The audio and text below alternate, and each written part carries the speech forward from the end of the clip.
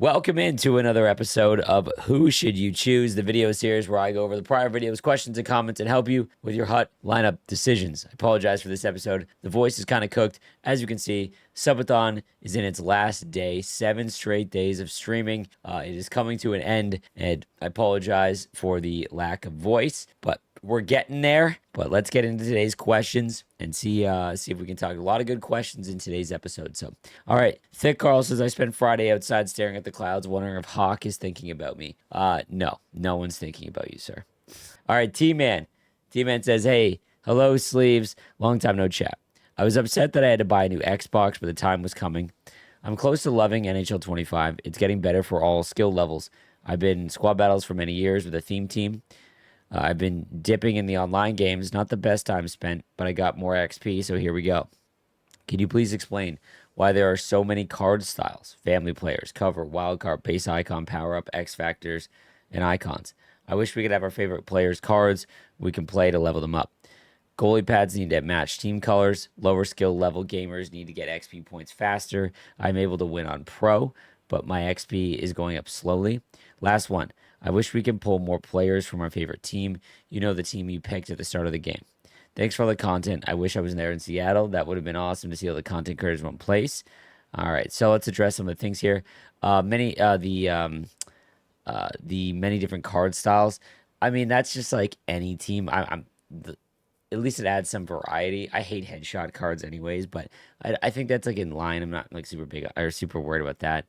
Wish we could have our favorite players and we could play to level them up. I wish the parallel system in MLB was allowed, and maybe with the XP system, it could be in the future. For anyone that doesn't know, the parallel system in MLB is you get XP with every card you use in game. Like, it is individually tracked via the card, and you can rank that card up to +5, where tier 5 or parallel 5, the card, it will give +5 to every attribute just by playing. Like, you can't buy it or anything like that, like just by playing. Goalie pads need to match team colors 1000%. Lower skill level gamers need to get XP points faster.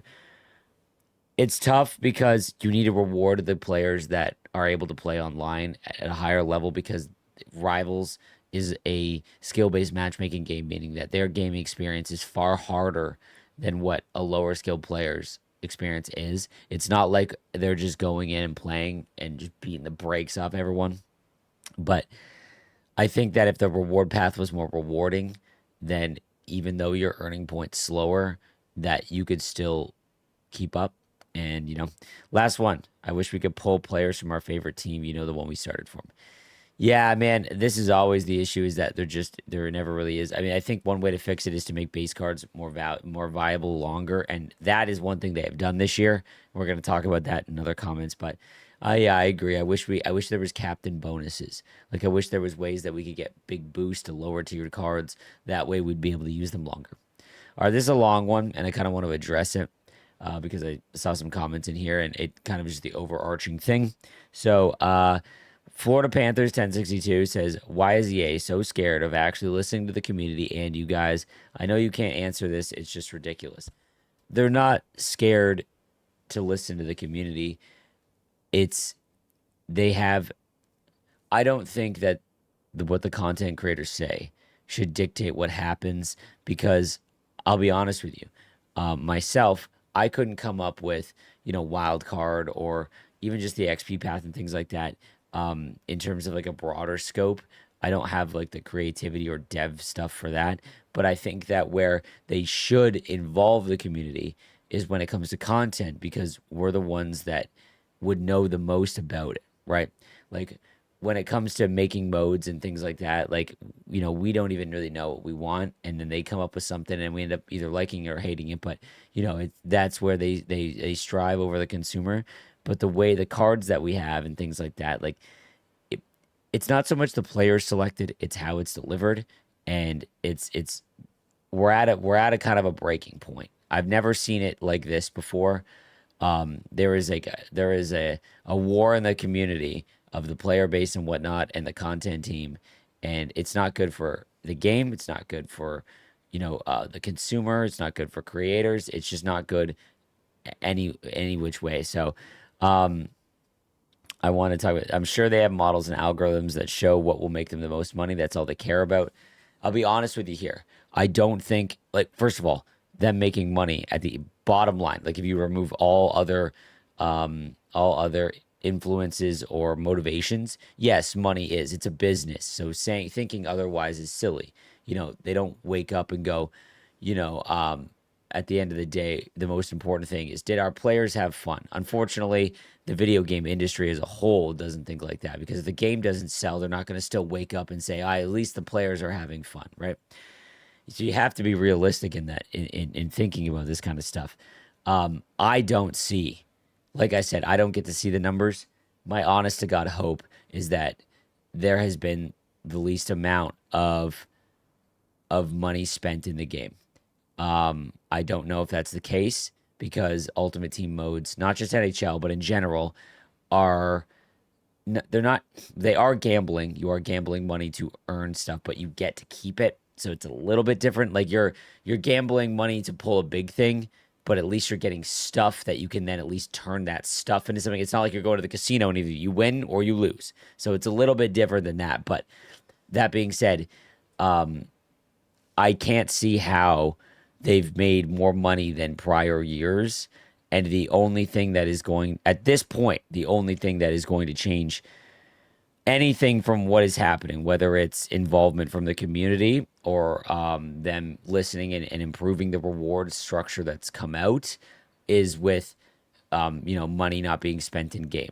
That is the driver from that department. And if that isn't the case, I don't know what we can do. I honestly don't. So that's all I can say. I don't spend money in the game, and a lot of the creators like Thrash, who his content revolves around packs a lot. And I just watched a video of his earlier today, and he did like a 600,000 coin pack opening, used coins, not money, and pulled absolutely nothing, pulled his hamstrings.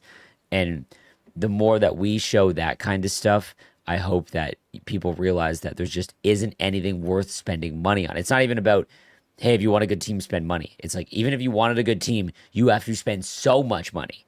And, it's just, I don't know what fixes it. So this is the comment I really wanted to address, though, from Barstar88. They've literally been listening to all these guys, and that's why literally every year it's the same song and dance. For example, a call for a change to one-timers. Cannot score D2D one-timers in NHL 24. EA changes and introduces skill-based one-timers. Literally in this video, Sleeve says the D2D is overpowered at NHL 25. It's all good, but let's not pretend EA isn't clamoring for whatever Sleeves, Thrash, etc. say, as they are the voices of the community at large. See, I can't disagree that I personally have hated the fact that we can't score one-timers in the game for the last couple years, because it is, if you watch hockey, it is a hockey play, and it is the play that you are cycling and creating space and time for. It is really the one at the end of the day they are setting up. The majority of hockey is literally looking for a one-timer, to be honest with you, once you enter the zone. And the fact that it wasn't available at all is what I have been clamoring for. Obviously, the current iteration isn't exactly what I would want. In my opinion, I think that one-timers are perfect. It's the unscreened D2D one-timers. But my fear is that if they mess with that, all one-timers are cooked, and we're right back to NHL 24 and 23, and I hope that isn't the case.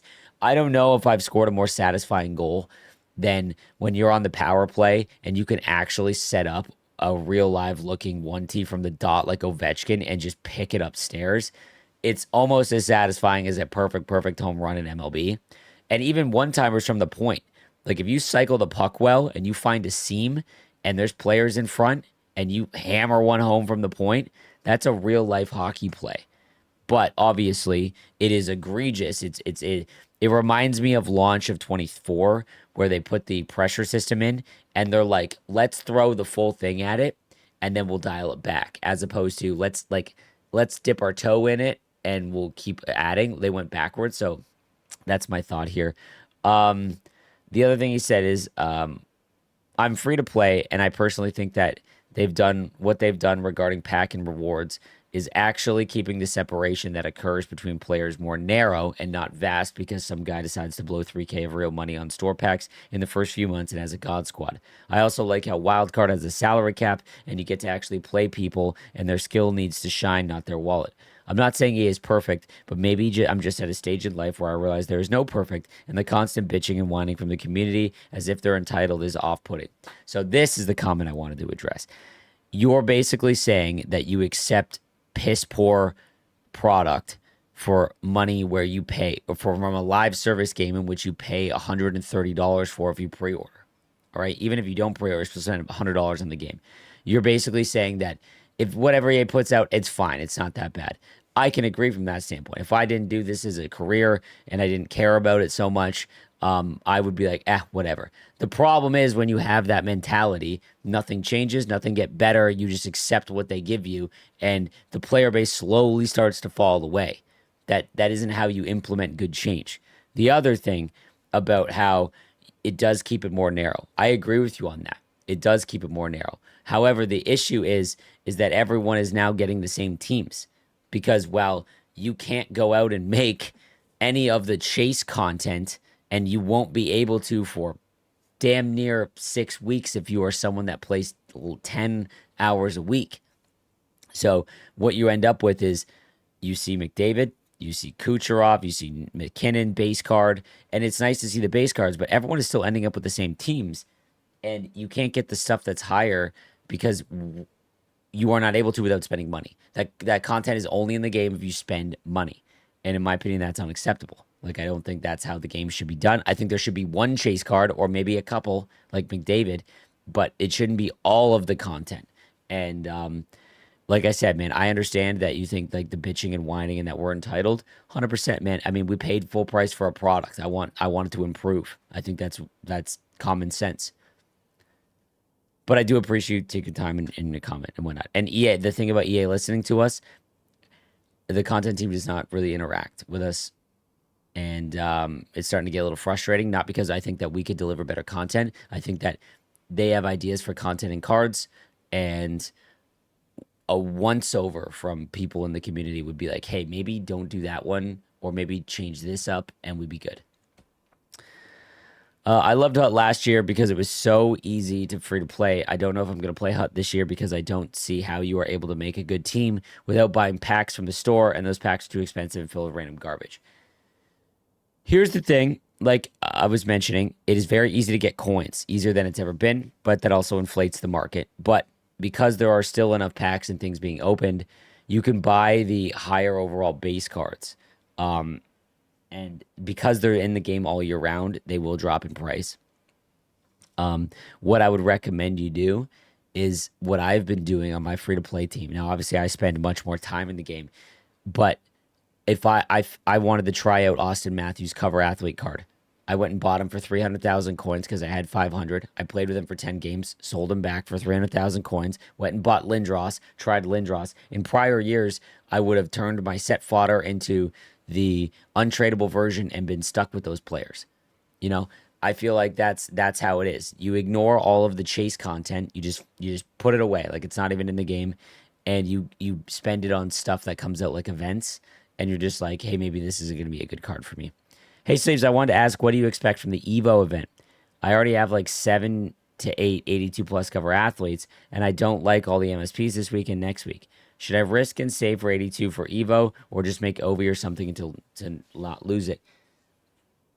Yeah, I mean, I don't see how turning into 82s is not going to be allowed. It's probably the play. I think I have no faith the EVO event will be good. I think that they will try and change for the sake of change, which is what they've shown to be doing more and more of. And the EVO event has been my favorite event for years. I have no faith that it will operate in the same way, and I wouldn't have any faith that it's going to be good. I don't. In my opinion, I think what's going to happen is we're going to get all the players at 70 overall, and they won't be usable for months, and we're going to have to spend real money to get them. Bonjour, Sleeves. I was wondering how you found the next-gen Vision Control this year.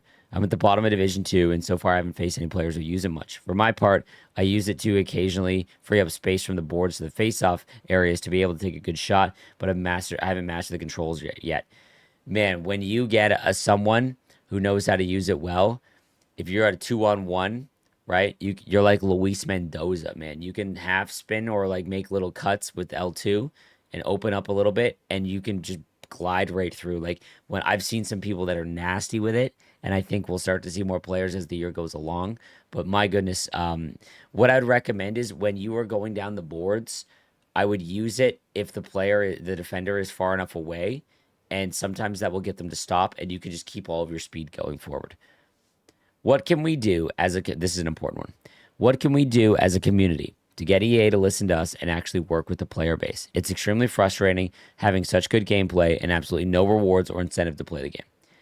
Okay, guys, here is what I would recommend you do. I look at all of the forums, the Reddit posts, YouTube videos, my own and other people's. I look at the comments. I would not be doing my job correctly if I did not look at all of this, right?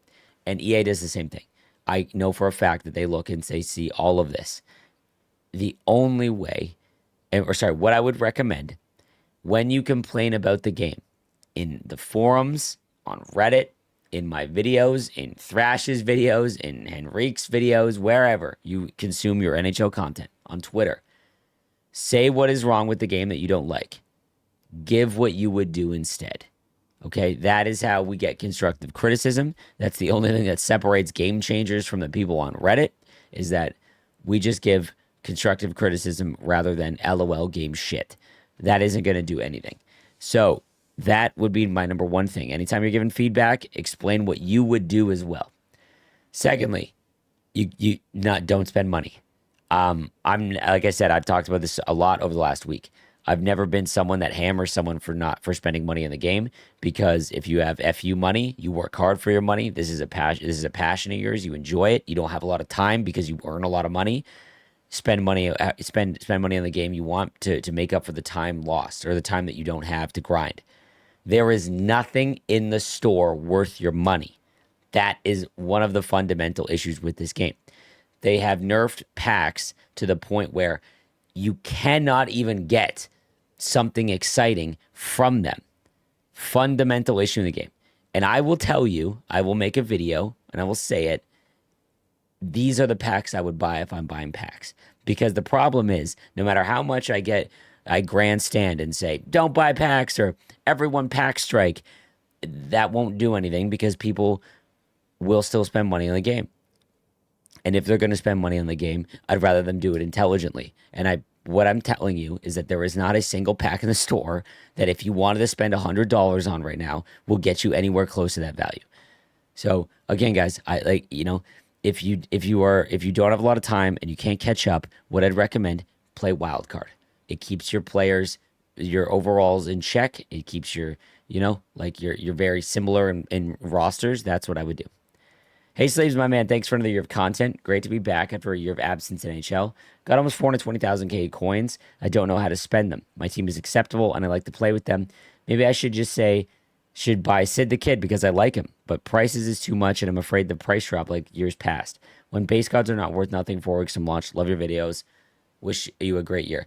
NHL, the old NHL and how we used to build our teams and play HUT is completely gone and dead, guys. It is now different. It is not, and I don't think it will ever go back. And that isn't a bad thing, but we are going through an adjustment period.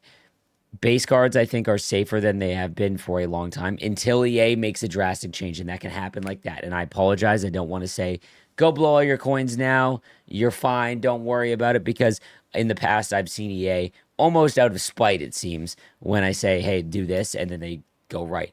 So that being said, because there isn't enough rewards, and I don't see them changing any rewards until Season 2, there isn't enough packs in the community to influence the market. There just isn't. And maybe the pay pigs will, I gotta stop calling them pay pigs. Maybe the people that spend money in the game will drop a ton during like the Evo event or Fridays because it's a new event. That's what a lot of people do. It still won't impact the market enough because everyone's so starved for stuff, you know? So, like I said, this year you can make and use the team you want and avoid the meta, because one thing they have done well is that overalls are very close together. Cards are very close in overalls and like just meta. Like there you could have a wide variety of cards that are going to operate very similar. And because of that, you can pick and choose your favorite ones that are available to you. The problem is that the holograms aren't available to you, the X Factors aren't available to you, and the team builders aren't available to you. But outside of that, Matthews is 80K right now. You know, go buy that. And if he jumps up to 120K because of this video, don't spend that. He'll fall back down to 80K.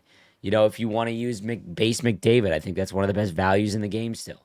Like, buy those cards, use them. When a new event comes out, like the Cover Athlete event, like I said, these prices aren't going to fall overnight. There's just simply no way. Even if EA implemented, it's like, here's 10 ultimate packs for everyone. Like, that would be the only way you would see enough change. So don't be scared to use your coins. Go and use coins and play with your team. And then if you don't like the cards, remember to sell it. That's the thing. Stayed up late last night to finish the wildcard path. My reward was an 82 overall 6-foot goalie as my cover athlete. Is EA trying to make us quit the game? It's insane how dog water the rewards are in every single mode. Nobody cares about a 68 overall to 75 overall silver to bronze player. I'm shocked to have disconnected EAs from their player base. I will say the gameplay is actually pretty awesome, besides the overpowered 1Ts, but they completely missed the bottom reward system this year. 100%.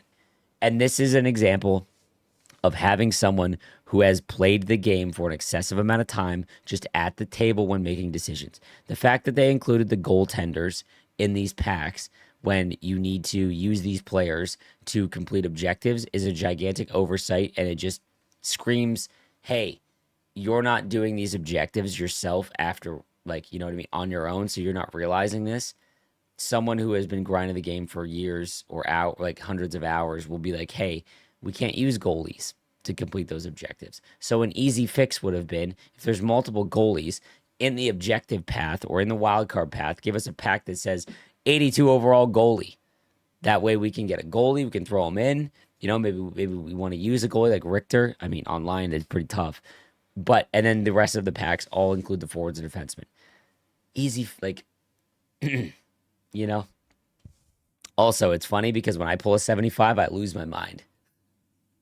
Anything 75 and above, I'm like, oh man, 4,000 coins. I am the biggest NHL fan in my group. I played Hut for maybe an hour this weekend. College football too. Otherwise, went outside and touched grass. I don't know, man. This game used to have me in a chokehold. Now it's kind of apathetic. It's crazy because the gaming industry is designed to keep you playing the game. Right? I've said this a lot.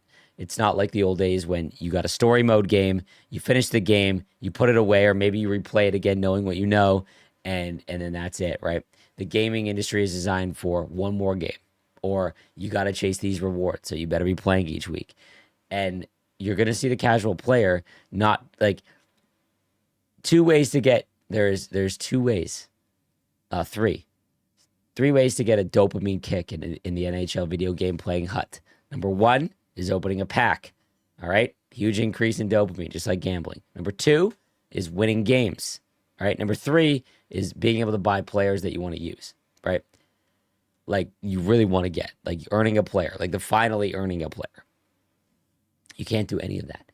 And winning games would be the one that's most achievable. But everything is skill-based matchmaking, which is designed to make you go 500 once you hit your plateau. So what happens when something offers very little dopamine response to someone? They go find something else to do, which is why when you guys blame content creators for ruining the game or having selfish interests, like, it blows my mind, because the better the game, the better we do, right? We're on the same side here. Not to mention I play the game all day long. I want it to be better. Hey, Sleeves.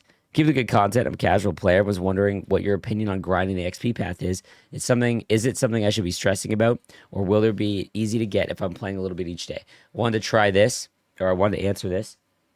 Here's what I recommend about the XP path.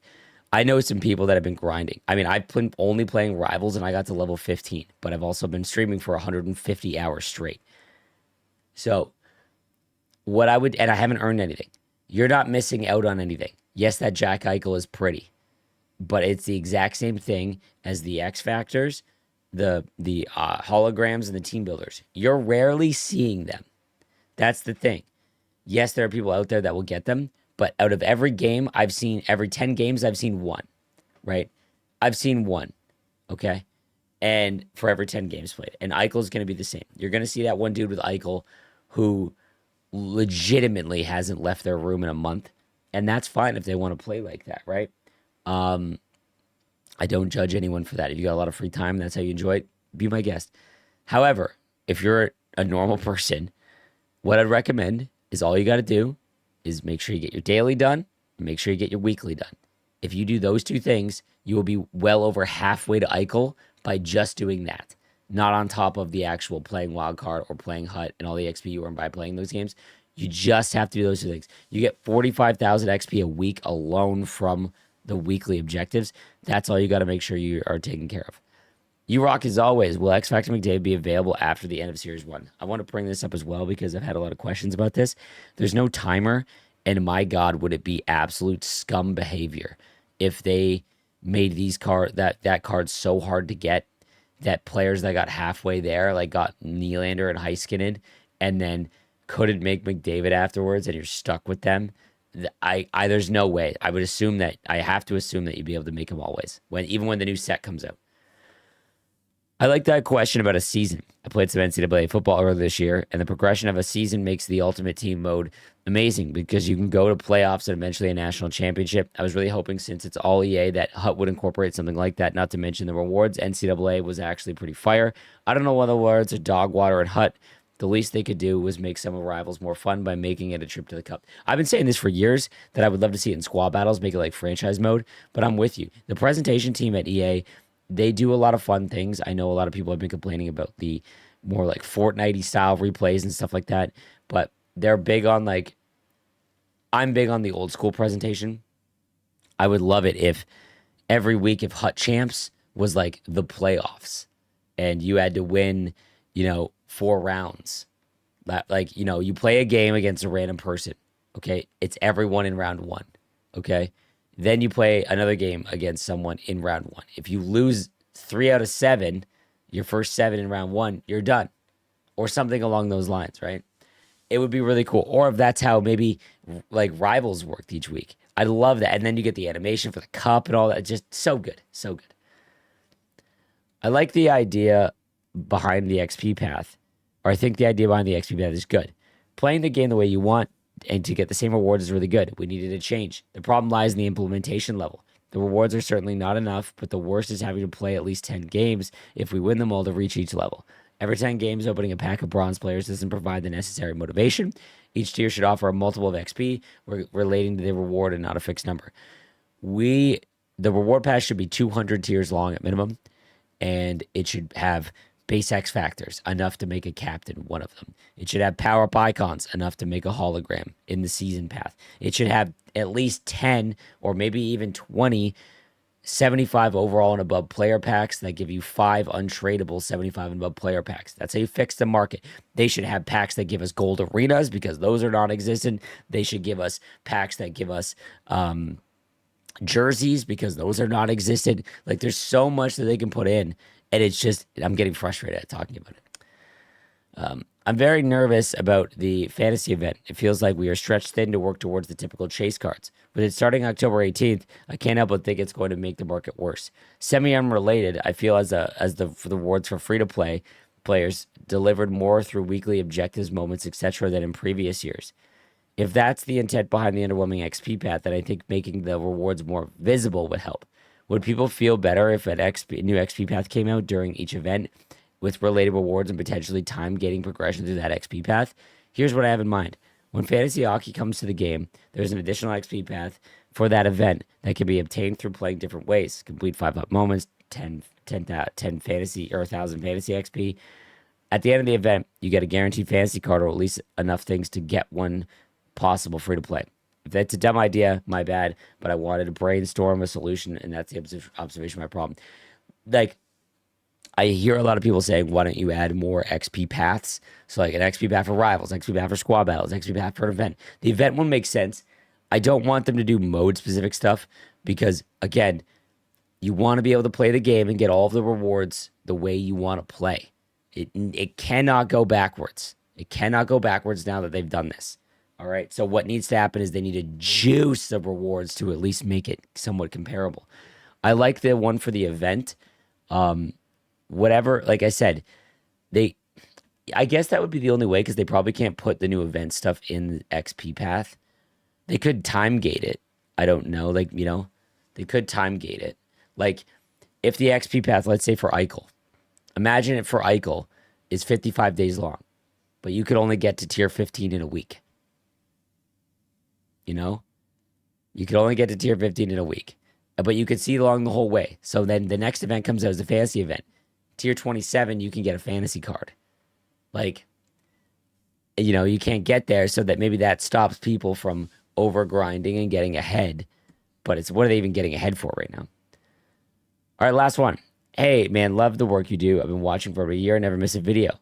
I'm noticing a lot of love for gameplay, specifically online. I'm wondering, am I the only one seeing issues? Like replays from goals in the wrong places. I score, then the replay is the goal from the opposite team a few minutes earlier. Also syncing a couple times a game, and when it comes back to the face-off, just auto wins to a random side.